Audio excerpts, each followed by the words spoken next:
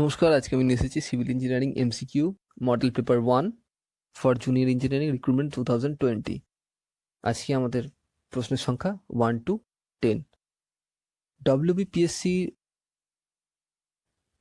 2018 1 থেকে 10 পর্যন্ত কিছুদিন পরে নিয়ে আসবো। আসা যাক প্রথম প্রশ্নে। Question number 1, the ratio of average shear stress to maximum shear stress for a circular section is. এখানে বলছে একটা সার্কুলার সেকশনে এভারেজ শিয়ার স্ট্রেস এবং ম্যাক্সিমাম শিয়ার স্ট্রেসের রেশিও কত হয়।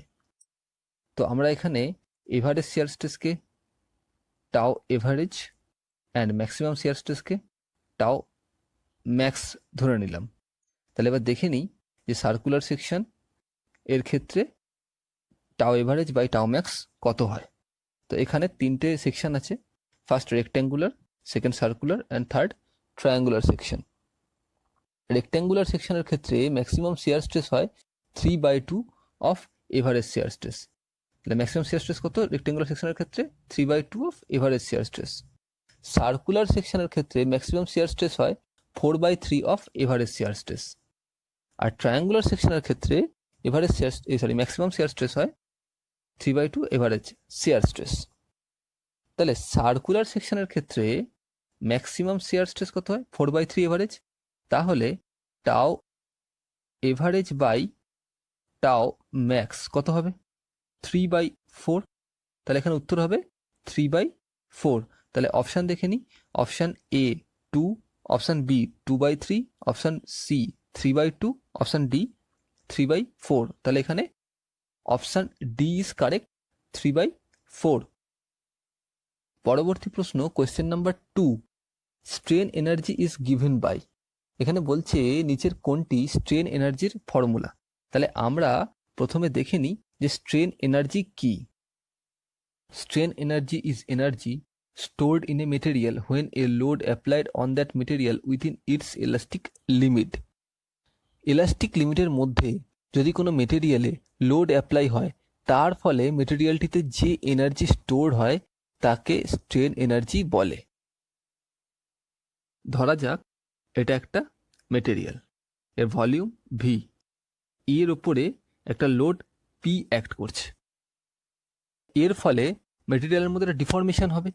এই ডিফর্মেশনের ফলে মেটেরিয়ালে একটা এনার্জি স্টোর হবে। এই এনার্জিটাকেই বলা হয় স্ট্রেন এনার্জি। স্ট্রেন এনার্জিকে ইউ দিয়ে ডিনোট করা হয়। U is equal to, strain energy is equal to half of sigma into epsilon into V. এখানে V is equal to volume of the material, epsilon is equal to strain, আর sigma is equal to stress. তাহলে strain energy U is equal to half of strain into stress into volume of the material. তাহলে option দেখে নিই। Option A half of stress into volume, option B half of stress into strain into volume, option C half of stress into strain, option D none of this. তাহলে এখানে সঠিক উত্তর option B, half of stress into strain into volume. পরবর্তী প্রশ্ন, question number 3, according to Unwin's formula which of the following is the diameter of rivet in millimetre, thickness of plate is TMM। Unwin's formula অনুযায়ী নিচের কোনটি রিভেটের diameter মিলিমিটারে যখন প্লেটের thickness T millimetre. প্লেটের থিকনেস যদি টি মিলিমিটার হয় তাহলে আনউইনস ফর্মুলা অনুযায়ী রিভেটের diameter D is equal to 6√t, এত mm। তাহলে অপশান দেখে নিই। অপশান এ 6t, option B 6√t, option C 1.9√t, option D 1.5t plus 4। তাহলে এখানে সঠিক উত্তর হবে অপশান বি 6√t। পরবর্তী প্রশ্ন, question number 4, the relative density of a soil sample is given by. এখানে বলছে যে কোনো একটা সয়েল স্যাম্পেলের রিলেটিভ ডেন্সিটি সঠিক ফর্মুলা কোনটি। তো প্রথমে আমরা রিলেটিভ ডেন্সিটি কি সেটা দেখে নিই। Relative density ID is equal to e max minus e divide by e max minus e min, যেখানে e max is equal to void ratio in loosest state. কোনো একটা সয়েল স্যাম্পেলের লুজেস্ট স্টেটে যে ভয়েড রেশিও সেটাকে ই ম্যাক্স দিয়ে denote করা হচ্ছে। E min is equal to void ratio in densest state, মানে ডেন্সেস্ট স্টেটে কোনো একটা সয়েল স্যাম্পেলের ভয়েড রেশিও। আর e is equal to natural void ratio of the soil, সয়েলের ন্যাচারাল ভয়েড রেশিও। এখানে দুটো ক্রাইটেরিয়া আছে, একটা হচ্ছে ই যদি মানে ন্যাচারাল ভয়েড রেশিও যদি ই ম্যাক্স হয়ে যায়, then relative density is equal to zero. তার মানে ই যদি ই ম্যাক্স হয়ে যায় তাহলে রিলেটিভ ডেন্সিটি জিরো হয়ে যাচ্ছে, এবং ই ইজ ইকাল টু ই মিন, ই যদি ই মিন হয়ে যায় তাহলে আইডি ইজ ইকাল টু 1 হয়ে যাবে। তাহলে আইডি 0 to 1 এটা আমরা লিখতে পারি, মানে আইডির মান 0 থেকে 1 পর্যন্ত। এখানে ডেন্সিটি ইন্ডেক্স আর স্টেট অফ সয়েল দেওয়া আছে। ডেন্সিটি ইন্ডেক্স কত থেকে কত হলে স্টেট অফ সয়েল কি কি হবে সেটা এখানে ডেসক্রাইব করা হয়েছে। ডেন্সিটি ইন্ডেক্স যদি 0 to 15 হয় তাহলে স্টেট অফ সয়েল কি হবে? ভেরি লুজ, তাহলে সেই সয়েলকে বলা হবে ভেরি লুজ সয়েল।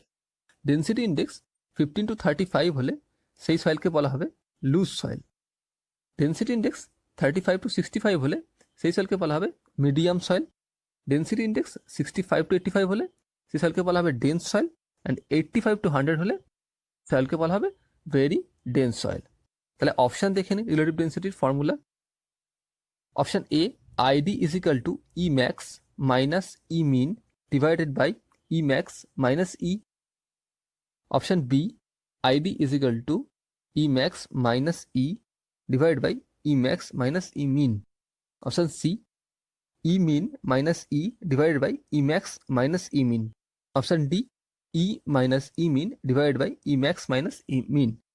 তাহলে এখানে সঠিক উত্তর হলো ID is equal to e max minus e divide by e max minus e min. তাহলে 4-এর সঠিক উত্তর অপশান বি। পরবর্তী প্রশ্ন, question number 5। If void ratio is 0.65 and specific gravity is 2.65, then the critical hydraulic gradient is। এখানে বলছে যে কোনো একটা সয়েল স্যাম্পেলের ভয়েড রেশিও 0.65 এবং স্পেসিফিক গ্র্যাভিটি 2.65 হলে ক্রিটিক্যাল হাইড্রোলিক গ্রেডিয়েন্ট কত হবে।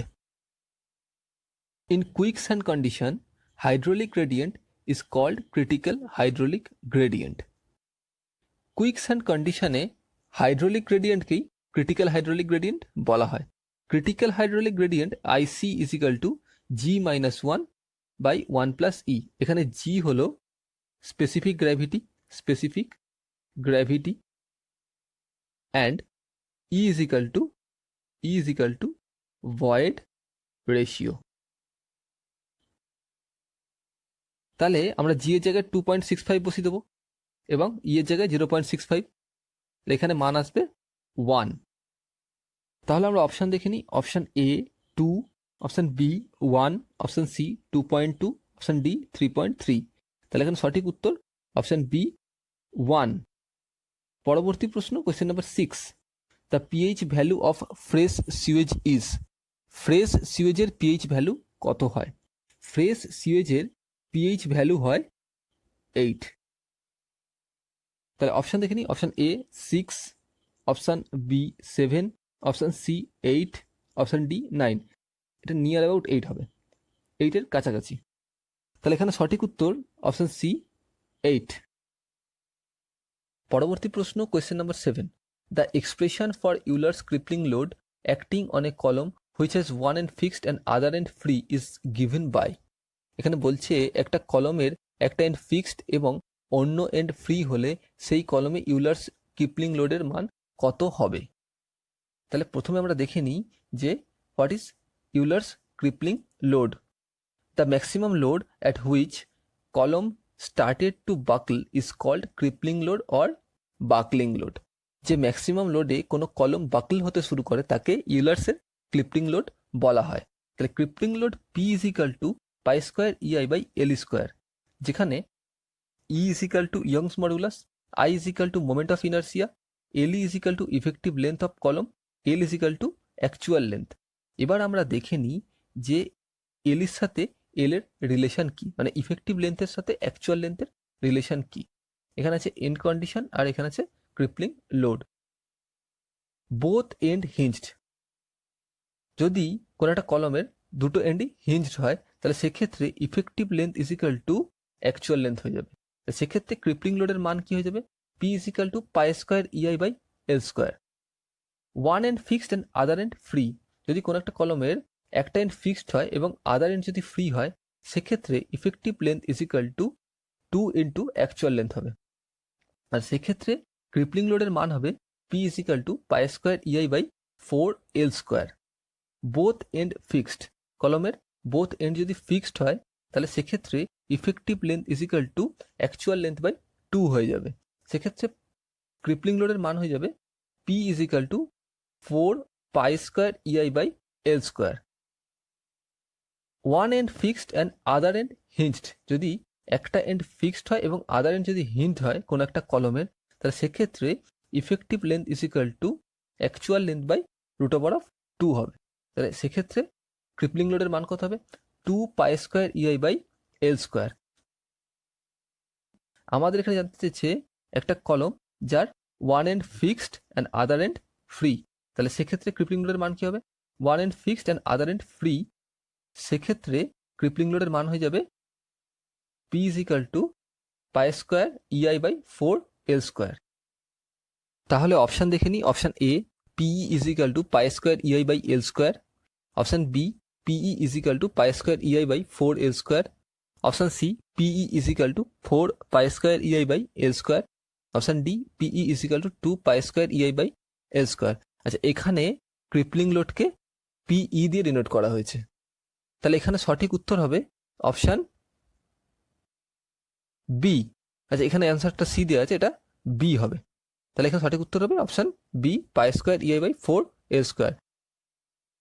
পরবর্তী প্রশ্ন, question number 8, the maximum deflection of a beam of length L simply supported at its ends with a central load W will be।